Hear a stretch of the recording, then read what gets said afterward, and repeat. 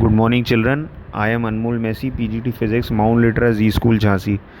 Children, in our previous videos, we have discussed about errors, and today we are going to discuss a very important topic. It is known as dimensions. This dimensions is also a part of our second chapter only, which is units and measurement. So, since it is very important, I request everybody to kindly concentrate and please prepare notes accordingly. Nicely make charts and solve all the questions which I'll be discussing with you all. So children, as we know that we have 7 fundamental quantities.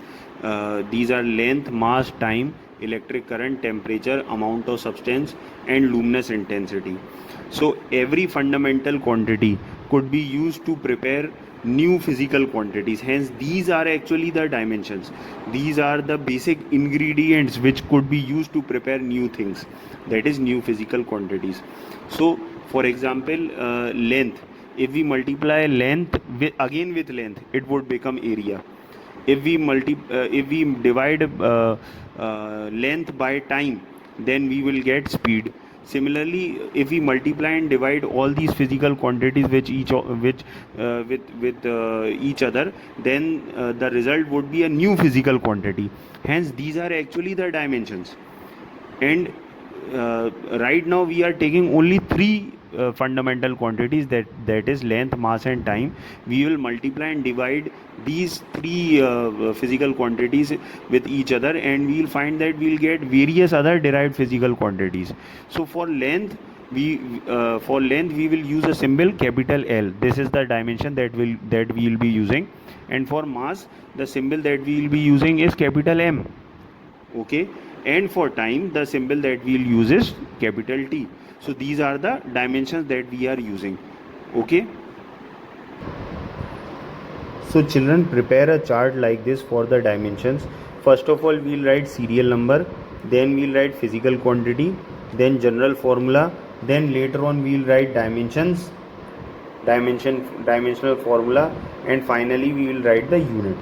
Okay, so this is the kind of chart that you will be preparing for the various quantities, and we will be driving the dimensional formula for them. So the first quantity that I have taken is length. Its general formula is L.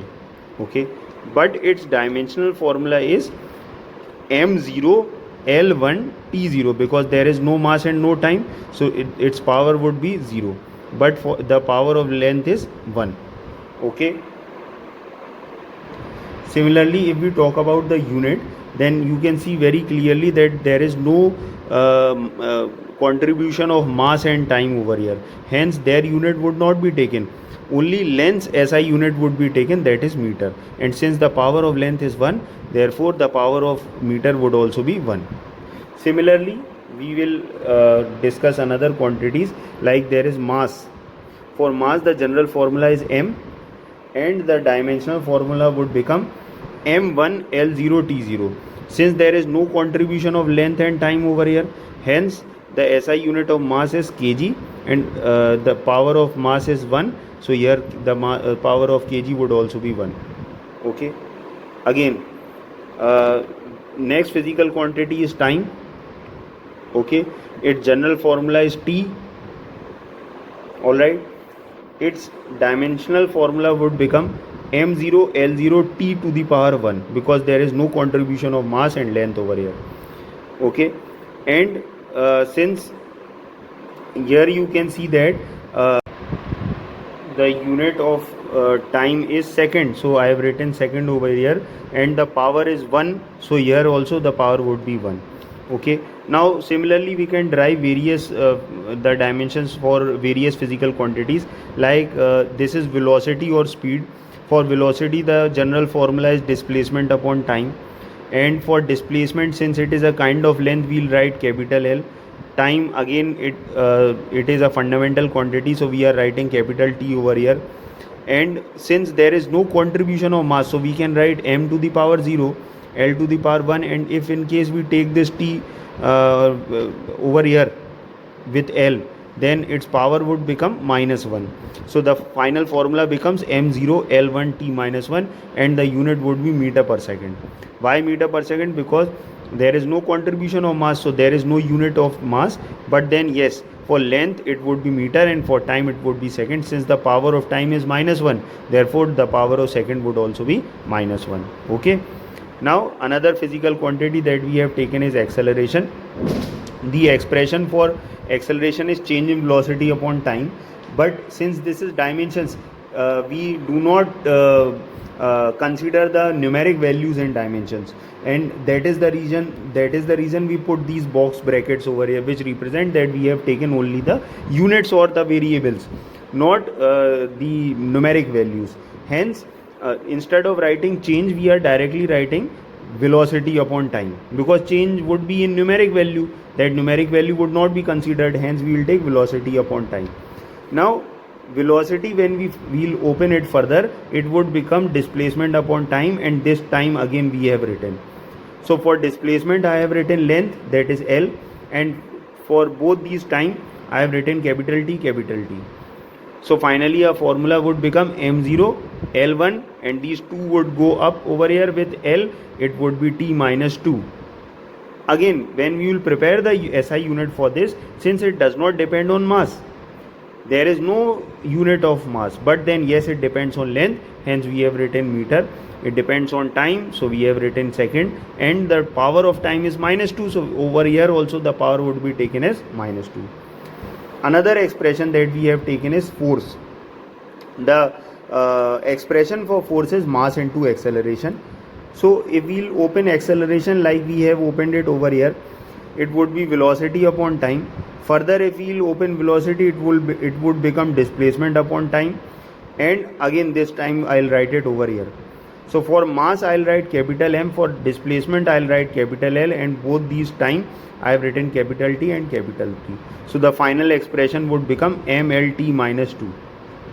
Okay.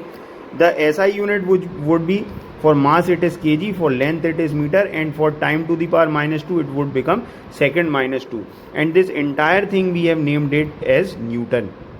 You can say, just to give respect to the scientist, we have named this SI unit as Newton. Okay. Now let us come over here. This is area. Area is length into breadth. This is very simple. Again, both these things are a kind of length only. Therefore, I have written L into L, which gives us m0 L2 T0. And since it depends only on length, therefore I have written its SI unit as meter. And since the power of length is 2, here the power of meter would also be 2. Okay.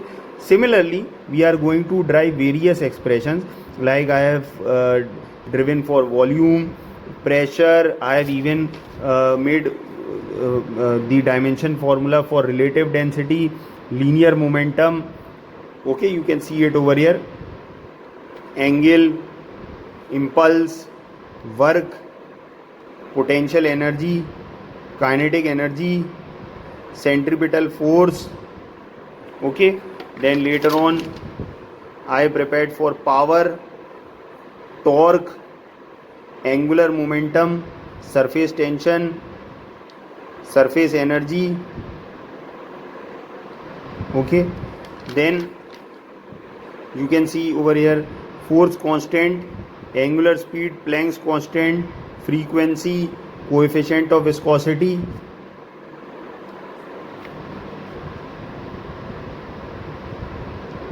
Okay, then further this is velocity gradient, universal gravitational constant, wavelength, radius of gyration, moment of inertia, stress. Okay,